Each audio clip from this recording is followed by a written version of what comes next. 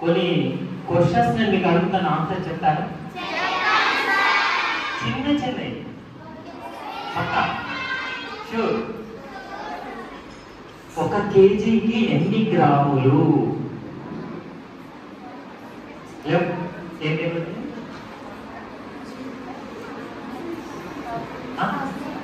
Jeevika 1 kg equals to how many grams? 1 కేజీకి ఎన్ని గ్రాములు ఉంటాయి? చెప్పండి. Very good. కూర్చో. 1 కిలోమీటర్కి ఎన్ని మీటర్స్ ఉంటాయి? అరే కేజీకి 1000 గ్రామ్స్, 1 కిలోమీటర్కి కూడా 1000 మీటర్సేనా? 100 నిజం చెప్పండి. 100 1000 పక్కా. Very good. 1000 టేబుల్స్ వస్తాయి అందరికి? ఎంతవరకు వస్తాయి? 20 దాకా ఉంటే ఇంకెక్కువ ఉంటాయా? రావా అవి? రావా? వస్తాయా? రావాలి. ఏ టేబుల్ అడిగినా టక్ టక్ టక్ చెప్పాలి, నేర్చుకోవాలి. ఆల్ఫాబెట్స్ వస్తాయి అందరికి? నిజం చెప్పండి. రావు. నేను రావని ప్రూవ్ చేస్తాను పక్కా షూర్. మీకు ఆల్ఫాబెట్స్ రావు, వస్తాయా? అడగాల? రైట్. ఆల్ఫాబెట్స్ లో జెడ్ నుంచి ఏలాగా చెప్పాలి? జెడ్ నుంచి ఏ వరకు అని చెప్పలే పెట్టాలి. ఎవరినే నేనేం తింటలేను కదా, ఇంత మంచిగా అడుగుతున్నా. జెడ్ నుంచి ఏదాకా? జెడ్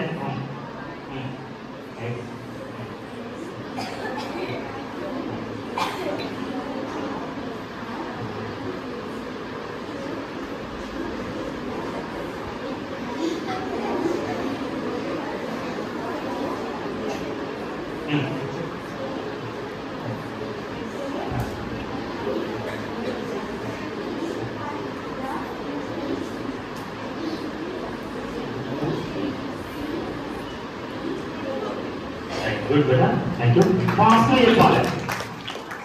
ఓన్లీ 3 seconds లో చెప్తారా? నేను చెప్పాలా? ZY WH చేస్తారు, పేరు మెల్కి ప్లీజ్.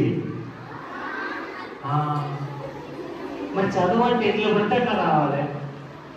మీకు రాయడానికి వస్తే నంబర్స్ నేను చెప్పిన నంబర్ రాయాలి.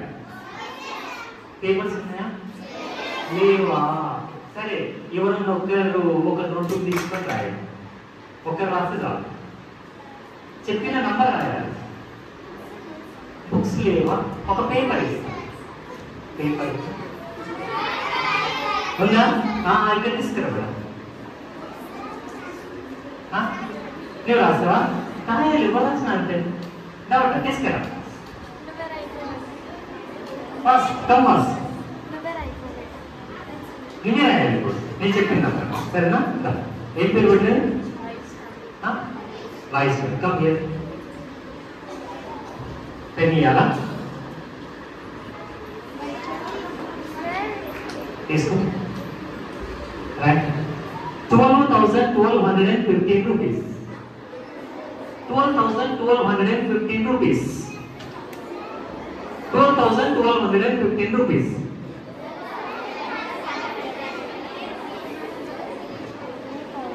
12,1215 రూపీస్ రాయాలి.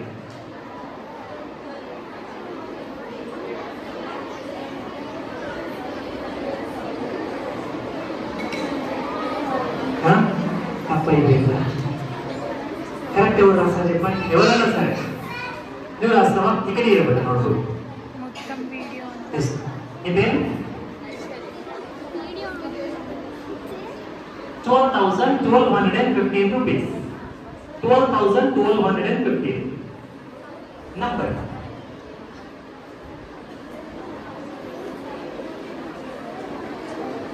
$12,1215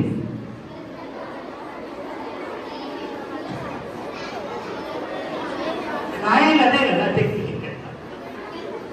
వస్తుంది. కొంచెం లాజికల్ గా అడిగాడు అంతే.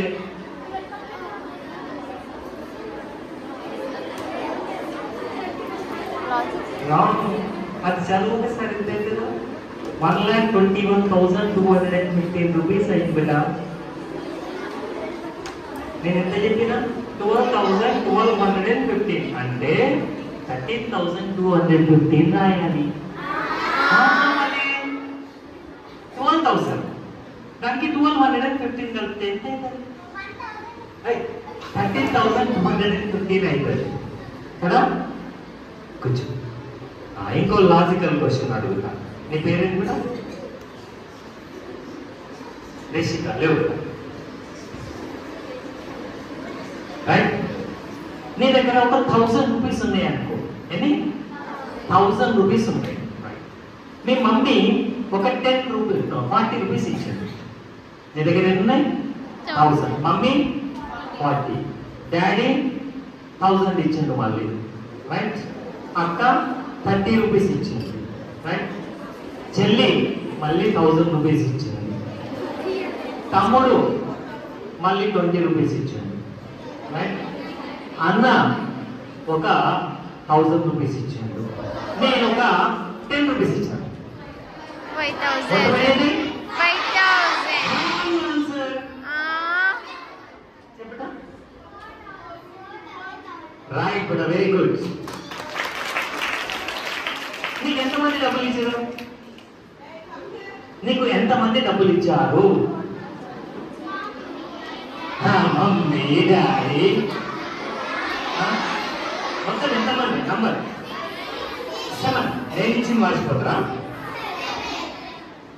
మమ్మీ డాడీ, అన్న తమ్ముడు, అక్క చెల్లి 6 ప్లస్ నేను 10 రూపీస్ 4,100 రూపీస్. నీ దగ్గర 1,000 ఉండే ఓకేనా.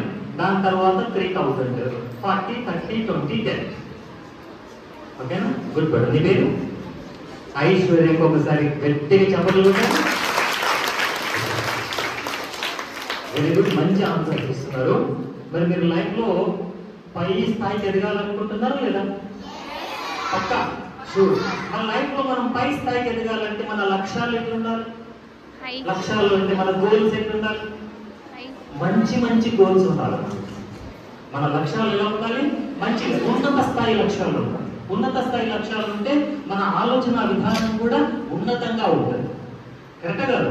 మన ఆలోచన విధానం ఎప్పుడైతే ఉన్నతంగా ఉంటుందో అప్పుడు మనకు ఉన్నత స్థాయికి ఎదగడానికి అవకాశం ఉంటుంది. మరి ఉన్నత స్థాయికి ఎదగడానికి నేను మంత్రం చెప్తాను, సరేనా? పక్కా మంత్రాలు నేర్చుకుంటారా?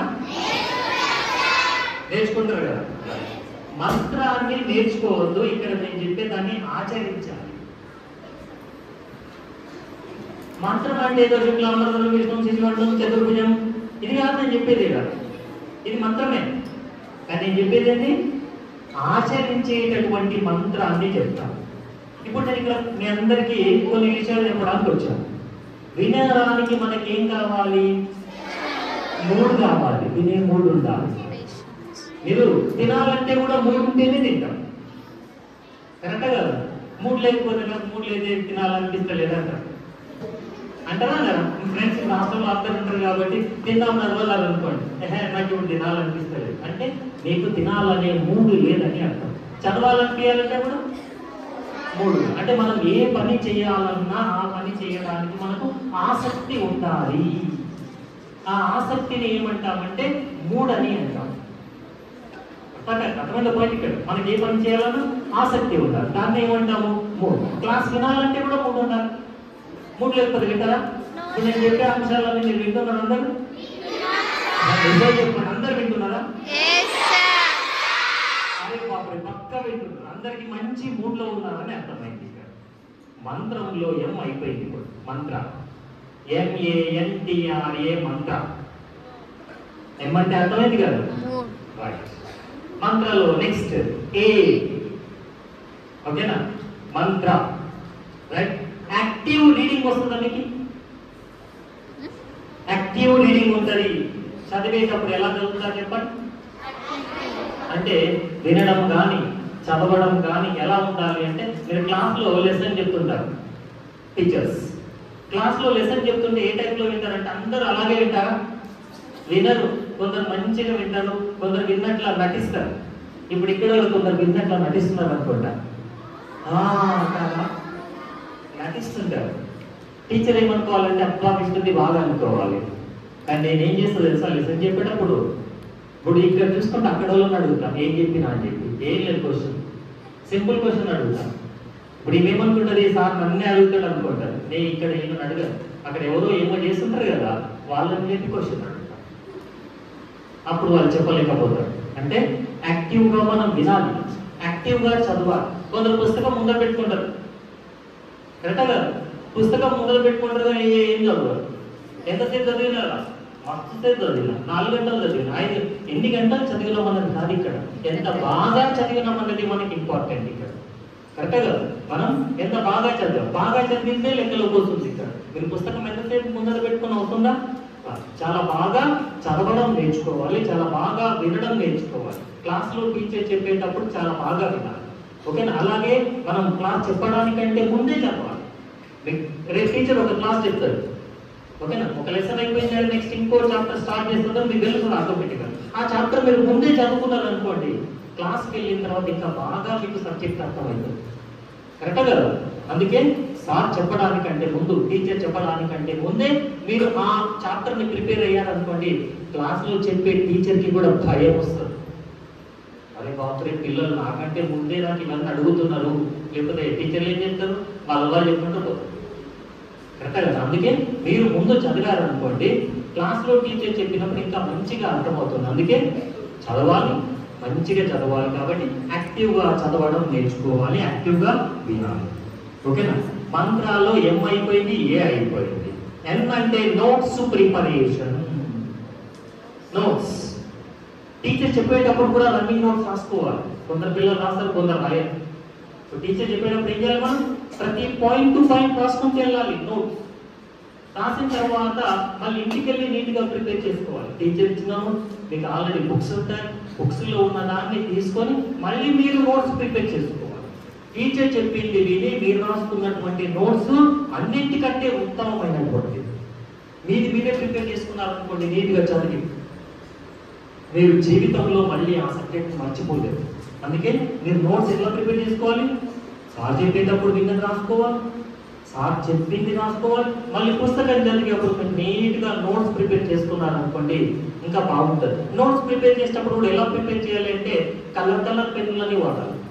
నేను ఇప్పటికీ ఇంకా రకరకాల రంగుల పెన్నులతో నోట్స్ ప్రిపేర్ చేస్తాను. మీరు కూడా చదువుతారా సార్ అంటే, చదువు చెప్పాలి అంటే మేము రోజు చదవాల్సిందే. అవును మరి, మీరు సంవత్సరానికి ఎన్నిసార్లు పరీక్షలు రాస్తారు? ఒక్కసారి 2 సార్లు మా అంటే, ఒకటి యూనిట్ టెస్ట్ రాస్తారు, ఫార్మేటివ్ అసెస్మెంట్ అని, మా అంటే ఒకటి క్వార్టర్లీ రాస్తారు, హాఫ్ ఇయర్లీ రాస్తారు, యాన్యువల్ రాస్తారు. మేము ఎన్ని పరీక్షలు రాస్తాం తెలుసా? డైలీ పరీక్ష రాస్తాం. మళ్ళా రోజు క్లాస్ చెప్పాలంటే మంచిగా ముప్పది మీరు ఊరుకుంటారా? సార్ ఎక్కేదో వచ్చిండు పోయిండు అంటారా అన్నారా? క్లాస్ బాగా చెప్పాలి అంటే మేము రోజు పరీక్ష రాస్తున్నట్టే కదా. రోజు మీరు 3 hours ఎగ్జామ్ రాస్తారు, మేము స్టేజ్ పైన మార్నింగ్ 9 నుంచి 4 దాకా ఎగ్జామే రాయాలి, కరెక్టా కదా. రోజు రాసే పరీక్షలో నాకు 100% మార్క్స్ రావాలని నేను అనుకుంటాను. అలా రావాలి అంటే మన నోట్స్ ప్రిపరేషన్ చాలా బాగుండాలి. అప్పుడు ఈజీగా టక చెప్పుకుంటూ వెళ్ళొచ్చు, మనకు గుర్తుంటారు. అర్థమైందా? Notes preparation. Next time management. మంత్రాలు T stands for time management. Time management అనేది చదివేటప్పుడు చాలా బాగా చేసుకోవాలి. దేనికి ఎన్ని గంటలు కేటాయించాలి. కొందరు ఎలా చదువుతారంటే నైట్ అంతా చదువుతారు, కొందరు ఎర్లీ మార్నింగ్ చదువుతారు. ఎర్లీ మార్నింగ్ చదివే వాళ్ళని ఏమంటారు తెలుసా? కాకి టైం. కాకి ఎన్ని గంటలు లేస్తుంది? మనకంటే ముందే లేస్తుంది. కావు అనుకుంటా లేస్తుంది. గుడ్ల గుబ్బ రాత్రంతా మేలుకుంటుంది. అవును, అర్థమైన పాయింట్. గుడ్ల గుబ్బలాగా చదువుతారా అంటే నైట్ అంతా చదువుతారా, కాకిలాగా చదువుతారా అనేటటువంటిది మీ యొక్క ఒక్కొక్కరు ఒక్కొక్కలాగా ఉంటారు. ఇప్పుడు నా చదువు అన్నారు అనుకోండి, నైట్ అంతా కూర్చొని చదువుతా. మార్నింగ్ లేవమంటే ఏ బ్రహ్మదేవుడు వచ్చినా లేవు. నైట్ మొత్తం అట్లనే కూర్చొని చదవమని చదువుతా. ఎంతసేపు అన్నా తెల్లారి దాకా చదవమని చదువుతా. మళ్ళీ మార్నింగ్ లేచి అట్లాగే కంటిన్యూ చదవమంటే చదువుతాను. కానీ పడుకున్న తర్వాత మళ్ళీ లేచి చదవడం నాకు కాదు. అంటే ఒక్కొక్కరి మెంటాలిటీ ఒక్కొక్కలాగా ఉంటుంది. కాబట్టి మనం చదవడానికి టైం మేనేజ్మెంట్ పర్ఫెక్ట్గా ఉండాలి. కానీ ఈ రోజుల్లో ఏం చేస్తారు, అట్లకి వెళ్ళి మమ్మీ వస్తుందంటే ఫోన్ పక్కకు పోతారు. కరెక్టే కదా? ఫోన్లు వాడతారా? మీకు హాస్టల్స్లో అలా ఉండదు, కానీ ఇంటికి పోయినాక ఏం చేస్తారు? హాస్టల్లో కనుక మీకు ఫోన్లు అలో చేసి ఎంత మంచిగా ఉండేది కదా. లేదా ఎంత మంచిగా మనం టిక్ టాక్లు చేయొచ్చు, ఇన్స్టాగ్రామ్లు చేయొచ్చు, రీల్స్, యూట్యూబ్లు అన్నీ చేయొచ్చు కదా. అవి లేనందుకు ఇంకా కనీసం మీరు ఇవన్నీ చెప్పగలిగారు ఆన్సర్స్. నాకు రివర్స్లో ఆల్ఫాబెట్స్ కానీ ఈ 4100 కానీ అవి ఉంటే అవి కూడా చెప్పకపోదు. కరెక్టే కదా? కాబట్టి టైం మేనేజ్మెంట్, దేనికి ఏ సబ్జెక్ట్కి ఎంత చదవాలి, మీకు ఏదైతే కష్టమైన సబ్జెక్ట్ అనిపిస్తుందో దాన్నే మనం ముందు చదవాలి. కానీ దేనికి కూడా మనం కష్టపడి చదవదు, ఇష్టపడి చదవాలి. అర్థమైంది పని. ఇష్టపడి చదివినాం అనుకోండి మనం ఎంతసేపు అన్నా చదవచ్చు. కష్టం అనుకున్నారు అనుకోండి ఒక 15 నిమిషాలు చదివితే కూడా దాని తర్వాత మళ్ళీ చదవాలి. మీరు చదివేటప్పుడు కూడా టైం గ్యాప్ ఉండాలి. కంటిన్యూగా చదవలేదు మనం కూడా. కంటిన్యూగా చదవగలుగుతారా? చదవలేము కంటిన్యూగా. ఎందుకు? కొద్దిసేపు చదివిన తర్వాత కొంచెం రిలాక్స్ ఇచ్చుకోవాలి. జస్ట్ ఇంట్లో తిరిగి రావాలి, ఫ్రెండ్తో చిట్చాట్ చేయాలి, మళ్ళీ బుక్ పట్టుకోవాలి. అలా చదివితే మనకు సబ్జెక్ట్ బాగా వస్తుంది. ఇక కూర్చున్నాం కదా అని చెప్పి సార్ 6 గంటలు కూర్చోమన్నాడు కదా అని చెప్పి 6 అవర్స్ కూర్చుంటే సబ్జెక్ట్ రాదు కదా. కొద్దిసేపు చదివిన తర్వాత ఓ 5 మినిట్స్ అట్లా బ్రేక్ తీసుకొని మళ్ళీ ఫ్రెండ్స్తో మాట్లాడు, చేసి మళ్ళీ చదువుకోవాలి. నిద్ర వస్తే ఏం చేస్తాం? నేను నిద్ర వస్తే ఏం చేస్తాను నేను చెప్పాలన్నా? పింగిల్ అంట తెలుసా మీకు? తీపిస్తారా? ఇప్పుడు తీపిస్తారా? మంచిది ఆరోగ్యానికి. అది నాకు నిద్ర వస్తే నేను చదువుకునేటప్పుడు పింగిళ్ళు తీస్తుంటే నిద్రపోవడానికి. ఒకవేళ నిద్ర వస్తే నాకు రాదు, ఒకవేళ వస్తే పింగిళ్ళు తీస్తుంటే నిద్రపోతుంటే, లేకపోతే టీ తాగుతుంది. నైట్ చదువుకునేటప్పుడు. ఎందుకంటే నాకు గుడ్ల గుబ్బు తత్వం అని చెప్పినాను కదా, రాత్రంతా చదువుతా ఉదయం చదువు అని చెప్పాను కదా. రైట్? ఇలా మనం టైం అనేది పర్ఫెక్ట్గా వేసుకొని ఆ టైమింగ్ ప్రకారం చదువుకుంటూ వెళ్ళాలి. Time management. టైం మేనేజ్మెంట్ చదవడంలో కాదు, ఎగ్జామ్లో కూడా చాలా ఇంపార్టెంట్. మీరు నోట్స్ ప్రిపేర్ చేసుకున్నారు, మీకు చాలా బాగా సబ్జెక్ట్ వచ్చు, ఎగ్జామ్లో ఎన్ని గంటల టైం ఇస్తారు మీకు?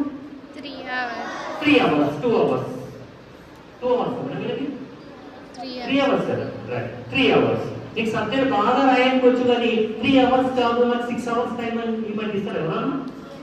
అంటే మీ యొక్క ప్రజెంటేషన్ కూడా చాలా ఇంపార్టెంట్ అక్కడ ఎగ్జామ్ హాల్లో. రైటింగ్ నీట్గా ఉండాలి, స్పీడ్గా ఉండాలి. కరెక్ట్ కదా? మీరు మెల్లగా రాసేది అనుకోండి, మెల్లగా రాస్తే ఎవరు మీకు ఎక్కువ టైం ఇస్తారా? చాలా బాగా రాసినా కూడా ఇచ్చేది 3 అవర్స్ టైం.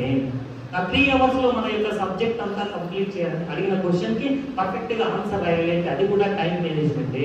అంటే మీరు ఎగ్జామ్ కంటే ముందే నోట్స్ ప్రిపేర్ చేసుకున్న తర్వాత ఆ నోట్స్ అంటే ఆ క్వశ్చన్కి ఆన్సర్ రాయడానికి ఎంత టైం పడుతుంది అది కూడా మీరు చెక్ చేసుకోవాలి. ఒకసారి కొన్ని ఆన్సర్స్కి ఎక్కువ టైం పడుతుంది, కొన్నింటికి తక్కువ టైం పడుతుంది. మరి ఫాస్ట్గా రాయడం రావాలి, ఫాస్ట్గా చదవడం రాయాలి. అలా మనం టైంని మేనేజ్మెంట్ చేసుకోవాలి. రైట్? మంత్రాలు టీ అయిపోయింది. Next R. ఆర్ అంటే repeated revision. Repeated revision. Repeated revision అంటే ఈ రోజు మీరు చదివిన ఆన్సర్ బాగా వస్తుంది, వారం తర్వాత అడిగితే మళ్ళీ రాదు. 15 రోజుల తర్వాత అడిగితే ఏం చెప్పిండో ఏమో మర్చిపోయినాం.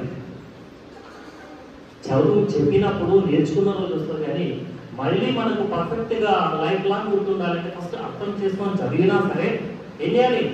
Repeated revision. ఈ రోజు ఆన్సర్ చదివారు, 1 వీక్ తర్వాత మళ్ళీ చదవాలి దానికి అదే ఆన్సర్. మళ్ళీ 15 డేస్ తర్వాత ఇంకోసారి చదవాలి. ఇలా చదువుకుంటూ తెలియదు అనుకోండి, ఏమవుతుంది? ఆటోమేటిక్గా బుర్రలో పర్ఫెక్ట్గా ఫిక్స్ అయిపోతుంది. అంటే రిపీటెడ్ రివిజన్ అనేటటువంటిది మనకు మోస్ట్ ఇంపార్టెంట్ పాయింట్. అర్థమైన పాయింట్ ఇది. ఏ ఆటో సజెషన్. ఆటో సజెషన్ అంటే నేను బాగా చదవగలను, మనకు మనమే మోటివేట్ చేసుకోవాలి. కరెక్టే కదా? నేను బాగా చదవగలను, నాకు చదివింది మంచిగా గుర్తుంది. ఎవరు కొందరు పిల్లలు ఏమన్నా కలిసి నేను మస్తు చదువుతున్నా సార్ కానీ మర్చిపోతున్నా. ఎందుకు మర్చిపోతున్నాం? రిపీటెడ్ రివిజన్ లేక మర్చిపోతున్నారు. ఎలా? Repeated revision. చదివింది మళ్ళీ చదవండి, అప్పుడు ఆటోమేటిక్గా గుర్తుండిపోతుంది. అర్థమైన పాయింట్. అప్పుడు మనం ఏమనుకోవాలి? నాకు చదివింది గుర్తుంటుంది అని మన పాజిటివ్ థింకింగే మన లైఫ్లో మంచి గోల్స్ను చేరుకోవడానికి అవకాశం ఉంటుంది. ఎప్పుడు కూడా మన మైండ్లో నెగిటివ్ థాట్స్ అనేవి రావద్దు, పాజిటివ్ థాట్సే రావాలి. పాజిటివ్ థాట్ వచ్చింది అంటే అరే నాకు చదివినంత గుర్తుంటది. ఇంకా కొందరు ఏమంటారు క్లాస్ ఎప్పటి ఆమెనే టాప్ వస్తుంది నేను రా అట్లా అనుకోవద్దు. మనం ఎవరి నాలెడ్జ్ వాళ్ళకి, ఎవరిది వాళ్ళకి. కాబట్టి మనకు మనం ఆటో సజెషన్ ఇచ్చుకుంటే మనం మంచిగా ఎదిగే అవకాశం ఉంటుంది. ఇప్పుడు నేను చెప్పిన మంత్రం అర్థమైందా? మంత్రము పఠిస్తారా ఆచరిస్తారా? ఆచరించాలి. అంటే లైఫ్ లో మనం ఉన్నత స్థాయికి ఎదగాలి అంటే మనం ఏం చేయాలి అంటే, ఇప్పుడు ఇళ్ళలో కూడా సార్ అరే మన దోస్తాన్ని చేయి చెడిపోతావు, ఇగో మీ దోస్తాన్ని చేయి మంచిగా ఉంటావు అంటే మనం ఎప్పుడైనా సరే ఉన్నత స్థాయిలో ఉన్నటువంటి వాళ్ళ యొక్క ఆలోచనలు, ఉన్నతంగా ఎదిగినటువంటి వాళ్ళ గురించి మనము ఎప్పుడు వాళ్ళ గురించి తెలుసుకుంటూ ఉండాలి. వాళ్ళు ఏ విధంగా పై స్థాయికి ఎదిగినారు అన్న దాని గురించి కూడా మనం ఆలోచిస్తూ ఉండాలి, వాళ్ళ గురించి తెలుసుకోవాలి. అలాంటి కొన్ని అంశాలు మీకు చెప్తాను. రైట్? ఒకప్పుడు ఛాయలు అమ్ముకున్నటువంటి వ్యక్తి తెలుసా మీకు? ఎవరు తెలియదా? మన దేశ ప్రధాని ఎవరు తెలుసు కదా? ఫస్ట్ ఏమనుకున్నాడు ఆయన?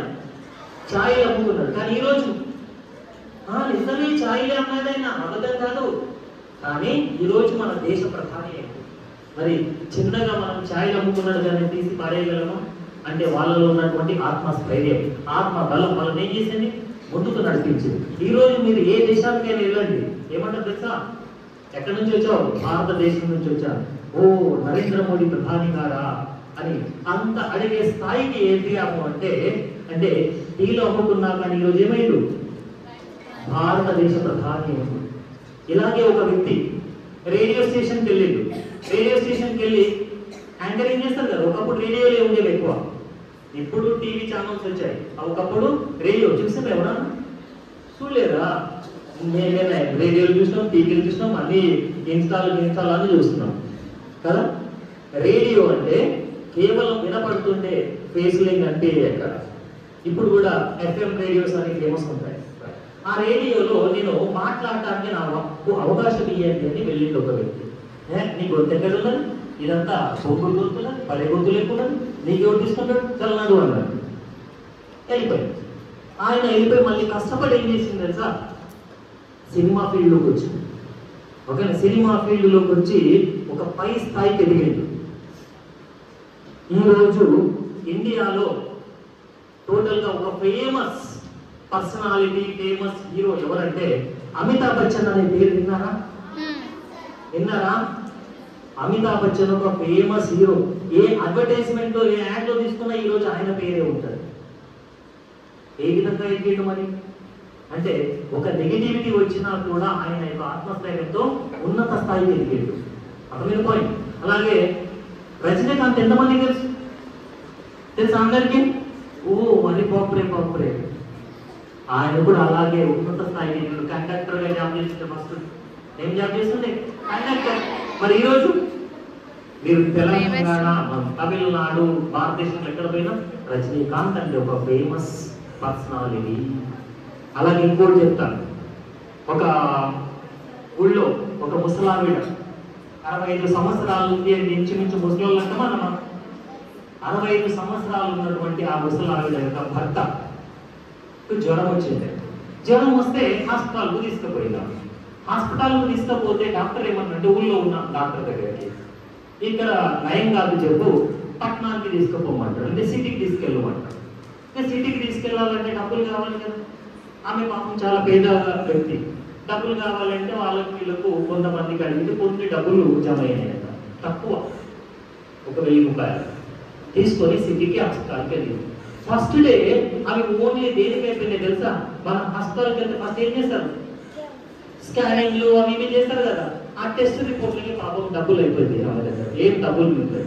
రాత్రికి కొన్ని డబ్బులు మిగిలితే భర్త ఆకలిస్తుంది అంటే అక్కడ ఉన్నటువంటి ఒక స్వీట్ షాప్ లో వెళ్ళి సమోసాలు తీసుకొని వస్తారు. సమోసాలు తినిపిస్తే భర్త ఏమన్నాడంటే నువ్వు తిన్నావా అంటే ఆమె నిజానికి తినలేదట, కానీ తిన్నా అని చెప్తారు. ఎందుకంటే ఆమె దగ్గర ఉన్న డబ్బులతో ఒక 2 సమోసాలు కొనుక్కొచ్చింది. భర్తకు తినిపించి కట్టించిన పేపర్ పడేస్తుంటే పొట్లంలో కట్టిస్తారు కదా. ఆ పొట్లంలో ఏముంటుంది అంటే మరాఠీ భాషలో బారామతి మారథాన్లో పాల్గొనండి, 3,000 రూపాయలను గెలుచుకోండి అని ఉంటుంది. అది నెక్స్ట్ డే మార్నింగ్ ఎప్పుడు అంటే 19th డిసెంబర్ 2013లో జరిగినటువంటి రియల్ స్టోరీలే నేను మీకు చెప్తున్నాను. ఇక్కడ బారామతి నైట్ అంతా నిద్రపోలేదు. బారామతి మారథాన్ అంటే పరిగెత్తాలి అక్కడ, పరిగెత్తేటటువంటి మారథాన్. మార్నింగ్ వెళ్ళి ఏమంటదంటే నేను ఈ మారథాన్ లో పార్టిసిపేట్ చేస్తా అంటారు. అక్కడ అందరూ స్పోర్ట్స్ డ్రెస్సెస్ లో ఉన్నారు. ఈమె 9 గజాల నేత చీర లోపల ఉన్నది. కాళ్ళకు చెప్పులు కూడా లేవు ఆమె దగ్గర కనీసం. మీరు కావాలంటే మీరు యూట్యూబ్ లో కొట్టినా క్లియర్ గా వస్తుంది. కాళ్ళకు చెప్పులు లేవు, చినిగిపోయిన చీరతో, నేత చీరతోని ఆమె నేను పార్టిసిపేట్ చేస్తా అంటే చేస్తాను కూర్చున్నారు. అక్కడ ఉన్న వాళ్ళు ఎవరైతే నిర్వహిస్తున్న వాళ్ళని అడిగితే నీవేదో పార్టిసిపేట్ చేస్తున్నాడు అంటారు. లేదు నేను పార్టిసిపేట్ చేసిన అవకాశం ఇవ్వండి అంటే సరిగా ఆమె ప్రాధాన్యపడినందుకు ఇచ్చింది. ఆమె ఆ మారథాన్లో టాపర్గా ఫస్ట్ వచ్చింది, గెలిచినందుకు ఆమెకు సీనియర్ సిటిజన్ విభాగంలో 3000 ప్లేస్ లో 5000 రూపీస్ ఇస్తారు ప్రైజ్ మనీ. సో ఆమె ఏజ్ 65 ఇయర్స్, ఆమె కంటే యంగర్స్ ఉన్నారు. కానీ ఆమె లోపల ఏముంది? కసి. నా భర్తను బతికించుకోవాలనేటటువంటి కసితోని ఆమె పరిగెత్తి ఆ రోజు ఆ విజయాన్ని సాధిస్తే, ఆ విజయం అనేటటువంటిది అన్ని ఎలక్ట్రానిక్ మీడియాలో, ప్రింట్ మీడియాలో ప్రచురితమైతే ఒక 1 వీక్ లోపల 1,75,000 రూపీస్ ఆమె అకౌంట్ లో జమ అయ్యాయి. ఆమె భర్తకు ట్రీట్మెంట్ చేయించుకుంది. ఆమె ఎవరు అంటే లతా భగవాన్ కరే ఆమె పేరు. మరి 65 సంవత్సరాల వయస్సు లోపల భర్తను బతికించుకోవడానికి ఆమె చేసిన ప్రయత్నం విజయవంతమైనా కాలేదు? విజయవంతమైంది. ఎందుకు? ఆమెలో ఉన్నటువంటి కసి. ఎప్పుడైతే మనకు కసి ఉంటుందో అప్పుడు మనం దేన్నైనా సాధించగలుగుతాం. అందుకే మనకేం కావాలి? కసి ఉండాలి. కసి ఉంటే మనం ఏదైనా సాధిస్తాం. అలాగే ఒక చిన్న పల్లెటూరు జైరాబాద్కి దగ్గరలోనే ఉంటుంది. జస్ట్ 30 కిలోమీటర్స్ దూరంలోనే ఉంటుంది. ఎక్కడి నుంచి? మన జహీరాబాద్ నుండి 30-35 కిలోమీటర్ల దూరంలో ఉంటుంది అంతే. ఆ ఊరికి రోడ్డు కూడా ఉండదు. ఇప్పుడైంది. ఒకప్పుడు రోడ్డు సౌకర్యం కూడా లేనటువంటి చిన్న గ్రామం. ఎన్ని ఇండ్లు ఉంటాయి తెలుసా ఆ గ్రామంలో? 20 ఇండ్లు. ఓన్లీ 20 హౌసెస్ ఉంటాయి ఆ ఊళ్ళో, అంతకంటే ఎక్కువ ఉంటాయి. మరి ఆ 20 హౌసెస్ ఉన్నటువంటి ఊళ్ళో నుంచి చదివి ఓకేనా ఉన్నత స్థాయికి ఎదిగి టీచింగ్ ఫీల్డ్ లోకి వచ్చినటువంటి ఒక వ్యక్తి తెలుసా? టీచింగ్ ఫీల్డ్ అంటే క్లాసెస్ చెప్పడం. 2001లో టీచింగ్ ఫీల్డ్ లోకి వచ్చాడు. 2001లో టీచింగ్ ఫీల్డ్ లోకి వచ్చిన తర్వాత రోజు క్లాసెస్ చెప్తుంటాయి. ఎన్ని క్లాసెస్? టీచర్లు ఎన్ని క్లాసెస్ చెప్తారు రోజు? మా అంటే 5 క్లాసులు చెప్తారు. కానీ ఆయన 10 క్లాసులు చెప్తుండే రోజు. 10 periods, different 10 different subjects. వాళ్ళు 10 periods మార్నింగ్ నుంచి ఈవినింగ్ దాకా. ఒకరోజు వచ్చిన ఒక చిన్న ఆలోచనతోని 2006లో కంటిన్యూస్ గా 12 అవర్స్ చెప్పాడు. 12 గంటలు క్లాస్ చెప్పాడు. వింటారు పిల్లలు? బోలొస్తుందా? వింటలేదు, నాకు అర్థమవుతుంది. 12 అవర్స్ చెప్పాడు. 12 అవర్స్ చెప్పిన తర్వాత నెక్స్ట్ ఇంకా కొంచెం ఎక్కువసేపు చెప్తామని 15 అవర్స్ చెప్పాడు కంటిన్యూగా. ఆ తర్వాత మళ్ళీ ఏమైపోయింది? 18 అవర్స్ కంటిన్యూగా. 24 అవర్స్ చెప్పాలంటే ఇప్పుడు స్టార్ట్ చేస్తే మళ్ళీ ఈ టైం కాక. వింటారా పిల్లలు? ఎందుకు పిల్లలు వింటారో వినరో, కానీ ఇలాంటి ఒక 4-5 మందికి పట్టులాడి ఏమని ఇగో రేపు పొద్దున్న నాకు వస్తున్నారు అనుకోండి, నీకేం చదివేది కావాలి? Dairy Milk, Silk. Dairy Milk Silk నీకేం కావాలి? నీకు డైరీ మిల్కే కావాలి. ఈరోజు అమ్మాయిలకు అందరికీ డైరీ మిల్కే కావాలి. కరెక్టే కదా? డైరీ మిల్క్ సిల్క్ చాక్లెట్ తెప్పిస్తా అని ఇట్లా 5-6 మందికి పడుతున్నారు. కానీ దాదాపు ఒక 150 స్ట్రెంత్ వచ్చింది. ఇట్లా అందరూ కూర్చున్నారు, ఒక్కరు కూడా పోలేదు. నా ఇంట్లో అమ్మాయిల పేరెంట్స్ నుంచి వాళ్ళని తీసుకెళ్తామని వాళ్ళు కూడా 1/2 అవర్ కూర్చున్నారు. కూర్చొని అరే బిడ్డ మీరు కూర్చోండి, రేపు మార్నింగ్ రండి అని చెప్పి వెళ్ళిపోయారు. నెక్స్ట్ 36 అవర్స్ చెప్పారు. నెక్స్ట్ 50 అవర్స్ నెక్స్ట్ ఇయర్లో. అది నెక్స్ట్ ఇయర్లో 60 అవర్స్ చెప్పిండు కంటిన్యూస్ గా. నిద్ర ఏముండదు ఇక. 60 అవర్స్ అంటే ఎన్ని రోజులు అవుతుంది? 60 అవర్స్ అంటే 4 hours, more than 4 days. Sorry, more than 4 days, sorry 3 days. 2 days above అవుతుంది. ఓకే, మోర్ దెన్ 2 days అవుతుంది. నెక్స్ట్ దాని తర్వాత 75 అవర్స్ చెప్పి కంటిన్యూస్ గా. వింటారా పిల్లలు? వింటారు, చెప్పే కెపాసిటీ ఉండాలి అంతే. ఎంతసేపు అన్నా మనం వినిపించగలరు, కరెక్ట్ కదా. అటు తర్వాత 2015లో 150 అవర్స్. 150 అవర్స్ అంటే ఎన్ని రోజులు అయితే తెలుసా? 6 nights 7 days. 6 nights 7 days అంటే 1 week without sleeping, without taking any rest. మరి తినరా? ఆనే తింటాం అంతే. టిఫిన్ అక్కడే, లంచ్ అక్కడే, ఫ్రెష్ కావడానికి అక్కడే, పక్కన రూమ్ అంతే. 150 అవర్స్ కంటిన్యూగా without sleeping, without any rest class చెప్పి వరల్డ్ హైయెస్ట్ రికార్డ్. ఇక అంతకంటే ఎక్కువ రికార్డ్ లేదు ఇక ప్రపంచంలో. ప్రపంచంలోనే అత్యున్నత రికార్డ్ ఎంత అంటే 150 గంటలు చెప్పినటువంటి వ్యక్తి మీ ముందే ఉన్నాడు, నేనే.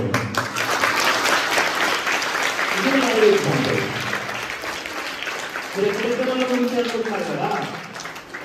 150 గంటలు క్లాస్ ఎలా చెప్పగలిగానంటే ఇప్పుడు మీతో ఎలా మాట్లాడుతున్నానో అలాగే మాట్లాడుకుంటూ వెళ్ళాలి. చేతిలో పుస్తకం ఉండదు, ఏముండదు, ఉన్నదంతా బ్రెయిన్లోనే ఉంటుంది. నో బుక్ ఏముండదు, మాట్లాడుకుంటూ వెళ్తాం. మీకు కావాలంటే మీరు గూగుల్లో కొట్టేసిన మారుతిరావు పాటిల్ అని కొట్టేసరికి ఆటోమేటిక్గా టోటల్ ఎంటైర్ రికార్డ్ అంతా వచ్చేస్తుంది. ఇక్కడ లైవ్ ఎగ్జాంపుల్ ఎలక్ట్రానిక్ మీడియా అందరూ ఇక్కడ జహీరాబాద్లోనే చెప్పింది క్లాస్, ఇంకెక్కడ కాదు. నేను మన జహీరాబాద్ టౌన్లోనే 150 గంటలు నేను చెప్పగలిగానంటే నేను చేయలేదా? వీటన్నింటికి కావాల్సింది ఏంటి తెలుసా? ఆత్మ బలం కావాలి మనకు, మనపై మనకున్నటువంటి సెల్ఫ్ కాన్ఫిడెన్స్. నిద్రపోకుండా మీరు ఒక రోజు ఉంటే నెక్స్ట్ డే ఏమనిపిస్తుంది? ఒక రోజు నిద్రపోకపోతేనే నెక్స్ట్ డే మార్నింగ్ అమ్మా నిద్రపోలేదు రాత్రి. ఆ 1 week క్లాస్ చెప్పిన తర్వాత, ప్రోగ్రామ్ అయిపోయిన తర్వాత next day as it is మళ్ళీ కాలేజ్కి వెళ్ళి క్లాసులు చెప్పారు. దానికి ఏది మనకు కావాల్సినటువంటిది సెల్ఫ్ కాన్ఫిడెన్స్ ఉండాలి. సెల్ఫ్ కాన్ఫిడెన్స్ మనకుంటే మనం దేన్నైనా సాధించగలము. అందుకే మన యొక్క లక్ష్యాలు ఏంటి ఉండాలి? పెద్ద పెద్ద లక్ష్యాలు పెట్టుకోవాలి, చిన్న చిన్నవి పెట్టుకోవద్దు. నేను చిన్న ఉద్యోగం కావాలి, ఇంకేదో కావాలి అని ఉండదు. మంచి లక్ష్యాలను పెట్టుకోవాలి. మనం ముందుకు వెళ్ళేటప్పుడు మనకు అనేక రకాలైనటువంటి అడ్డంకులు కూడా వస్తుంది. మనం ఉన్నత స్థాయికి ఎదుగుతున్నాం అనుకోండి, ఏం చేస్తారు? మన వాళ్ళు పుల్లలు పెడతారు. మనం అర్థమైన పాయింట్. ఎవరో పక్కవాడు మనకు శత్రువు ఎవరో తెలుసా? నీకు నీ పక్కన వస్తే శత్రువు, దూరం ఉన్న శత్రువు కాదు. ఈమెనే నీకు మార్కెట్ చూసినాయేమో, దాంట్లో తెలిసినేమో, యాదవేది ఇక్కడే ఉంటారు, కరెక్టే కదా. శత్రువులు ఎవరో కాదు, మన పక్క వాళ్ళే ఉంటారు. మనం ఎదుగుతుంటే మనల్ని తొక్కేసే వాళ్ళు ఉంటారు. వాళ్ళు ఎంత తొక్కేస్తే మనం అంత పైకి ఎదగడానికి మనం ప్రయత్నం చేయాలి. ఎలాంటి విపత్కరమైన పరిస్థితులు వచ్చినా సరే నెగిటివ్ థాట్స్ లోకి వెళ్ళదు. ఈ రోజు ఇంటర్ రిజల్ట్స్ వచ్చాయి, రైట్? చాలా మందికి కొందరికి మంచి మార్కులు వస్తాయి, కొందరికి తక్కువ మార్కులు వస్తాయి. మార్కులు అనేవి ఇంపార్టెంట్ కాబట్టి ఇక్కడ జీవితంలో మార్కులు ఎక్కువ వచ్చిన వాళ్ళకంటే కూడా మార్కులు తక్కువ వచ్చిన వాళ్ళే జీవితంలో ఉన్నత స్థాయికి ఎదిగిన వాళ్ళు. ఇప్పుడు నేను చెప్పిన వాళ్ళందరూ వాళ్ళే. మార్కులు ఎక్కువ వచ్చిన వాళ్ళు కాదు, తక్కువ మార్కులు వచ్చిన వాళ్ళే వీళ్ళందరూ. మన దేశంలో ఉన్నత స్థాయికి ఎదిగిన వాళ్ళు, ప్రపంచంలో ఉన్నత స్థాయికి ఎదిగిన వాళ్ళు 100కి 100%, 90% వచ్చిన వాళ్ళు, 50% వచ్చిన వాళ్ళే ఉన్నత స్థాయికి ఎదుగుతారు. కానీ ఏం చేస్తారు తెలుసా? ఇప్పుడు మీరు ఇంచుమించు మీడియా చెక్ చేసుకోండి. ఫలానా ఎక్స్ అనే అబ్బాయి, ఫలానా వై అనే అబ్బాయి సూసైడ్ చేసుకున్నాడు అని వస్తుంది. చూడండి, అవసరమా? మనకు దేవుడిచ్చిన గొప్ప వరం ఏంటి తెలుసా? మానవ జన్మ. ఎన్నో రకాలైనటువంటి జీవులు ఉంటాయి. ఏ జీవి అయినా తనకు తాను సూసైడ్ చేసుకుంటారా? ఏది చేస్తుంది? మనుషులే చేసుకుంటారు, దరిద్రులు, కరెక్టే కదా. అన్నింటికంటే ఎక్కువ ఆలోచన విధానము ఉన్నతంగా ఉండేది మనిషి. మరి మూర్ఖపు ఆలోచనలు మనకెందుకు చెప్పండి?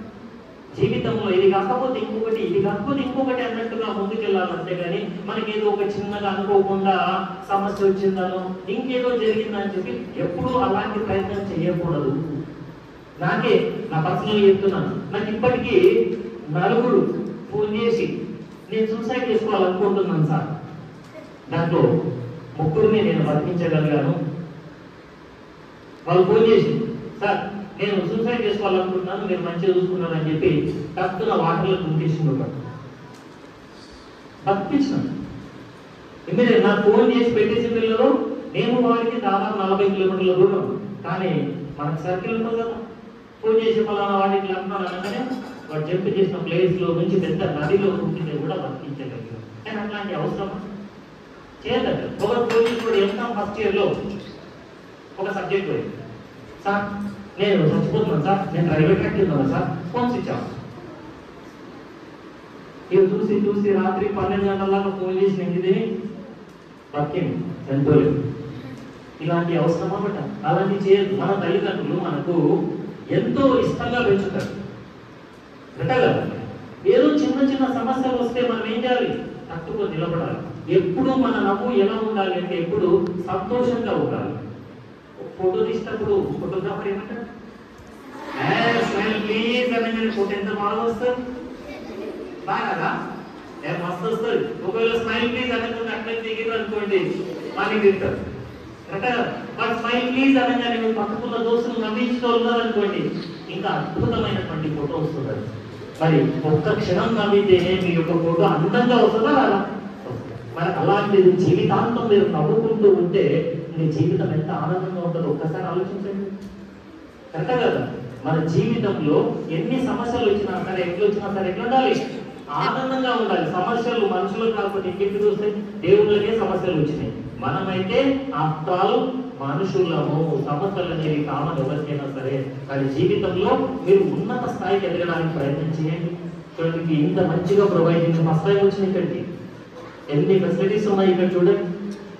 మీకోసం ప్రిన్సిపల్ గారు ఎంత మంచిగా మోటివేషన్ సంబంధించి మమ్మల్ని అందరినీ పిలిపించి ఈ విధంగా మీకు చెప్పిస్తున్నారు. కాబట్టి జీవితంలో ప్రతి అవకాశాన్ని కూడా సద్వినియోగం చేసుకోండి. ఉన్నత స్థాయికి ఎదగడానికి మీరు ప్రయత్నం చేయాలి. జీవితంలో ఎంత ఉన్నత స్థాయికి ఎదిగినా సరే ఎవరిని మర్చిపోదు. మమ్మల్ని మర్చిపోయా పర్వాలేదు, మీ పేరెంట్స్ ని మర్చిపోవద్దు. కరెక్టే కదా? మీ పేరెంట్స్ ని మర్చిపోవద్దు, మీకు లిఫ్ట్ ఇచ్చిన వాళ్ళని మర్చిపోవద్దు. మీకు లిఫ్ట్ ఇవ్వడం పట్టిన లిఫ్ట్ కాదు. మన జీవితంలో పై స్థాయికి ఎదగడానికి మనకు ఎవరైతే సహకరిస్తారో అలాంటి వాళ్ళని కూడా మనము మర్చిపోవద్దు. పేరెంట్స్ ఎప్పుడు మర్చిపోవద్దు. చాలా మంది చూస్తుంటాము, ఇప్పుడు వాడు ఇంటర్మీడియట్ ఉన్నాడు, తల్లిని చంపేసాడు, తండ్రిని చంపేసాడు, ఇంత ఘోరంగా చూస్తున్నామంటే ఈరోజు మీడియాలో చాలా ఘోరమైన పరిస్థితులు. అలాంటివి ఉండదు. మనకు తల్లిదండ్రులు మన జీవితాన్ని ఇచ్చారు, వాళ్ళకు మనం ఏ స్థాయికి ఎదిగినా సరే మంచిగా చూసుకోవాలి. ఓకేనా? రైట్. ధన్యవాదాలు. Thank you. రైట్.